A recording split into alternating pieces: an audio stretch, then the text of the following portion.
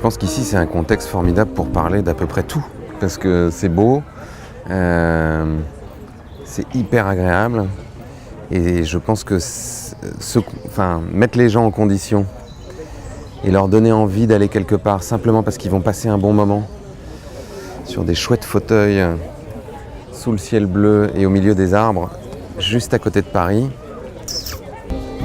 c'est déjà super. Ce que je trouve qui est très réussi ici, c'est que pour rassembler les gens, il faut la promesse de passer un bon moment. C'est les Anglais maintenant qui me racontaient qu'au lieu de faire les Anglais du mouvement de la transition, au lieu de faire des soirées transition, ils font des soirées wine and cheese. Parce que là, les gens ont envie de venir. Et après, ils parlent de transition. Mais d'abord, on se réunit, on passe un bon moment ensemble. Et c'est l'opportunité justement de se parler des sujets importants. Le succès de demain était le signe que cette conversation-là, autour de... On arrête simplement de raconter la catastrophe, mais on montre des solutions, on donne de l'énergie aux gens, on se tourne vers quelque chose de constructif en se disant bon, on arrête de s'apitoyer ou de se désespérer, mais on regarde comment on peut résoudre le problème. Ça, c'est une conversation qui est de plus en plus présente dans la société. Et ça, c'est chouette. Pour moi, dans 5 à 10 ans, ce que je vois surtout, c'est que les choses vont se polariser de plus en plus. C'est-à-dire qu'il va y avoir des camps qui vont se marquer entre les personnes qui veulent sortir d'une logique capitaliste, boulimique, matérialiste, qui détruit tout, et ceux qui veulent à la fois continuer à jouir de ça et à la fois préserver leurs acquis, entre les gens qui vont avoir de moins en moins d'argent et d'autres qui vont être de plus en plus... de moins en moins nombreux et en accumuler de plus en plus, entre des personnes qui vont, comme on le voit, aider des personnes migrantes, réfugiées, et d'autres qui vont vouloir fermer les frontières. Je pense que les logiques, en fait, vont devenir de plus en plus marquées, et que malheureusement, ça risque de créer de la polarisation. Donc, je pense que notre travail est de créer du lien, beaucoup, de créer des espaces où on peut se parler, où des gens qui ne sont pas d'accord, qui sont différents, peuvent se parler. Un des rôles de Colibri, de créer un espace où les gens peuvent se relier les uns aux autres.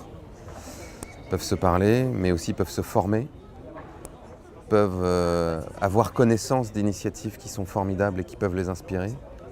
Et on l'a toujours pensé comme ça.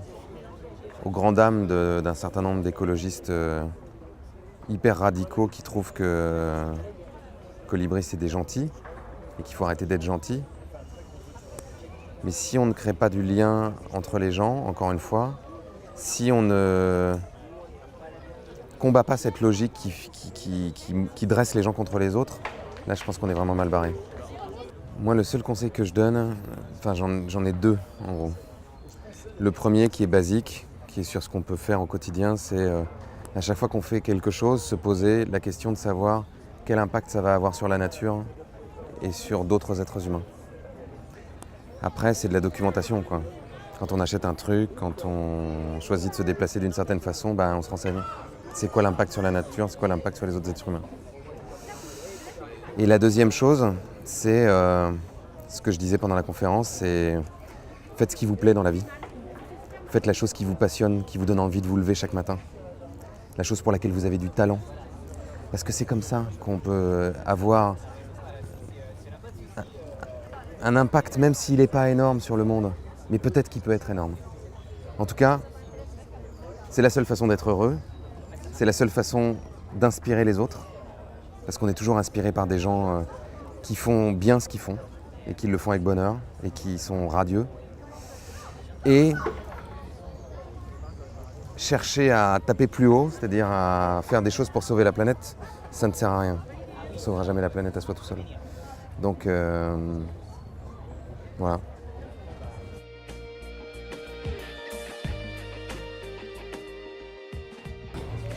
Bonjour, je m'appelle Amel, je représente une association tunisienne qui s'appelle Walla Weekend, qui à l'origine rénovait des internats, des établissements publics donc, qui étaient situés dans des zones rurales défavorisées, donc par des méthodes écologiques et durables. Depuis, notre association a pris de l'ampleur et en fait notre objectif aujourd'hui c'est de faire des établissements scolaires des entreprises sociales en créant de l'autonomie énergétique et de l'autonomie alimentaire. Bonjour, je m'appelle Jérémy Paré, je suis le cofondateur de STIG.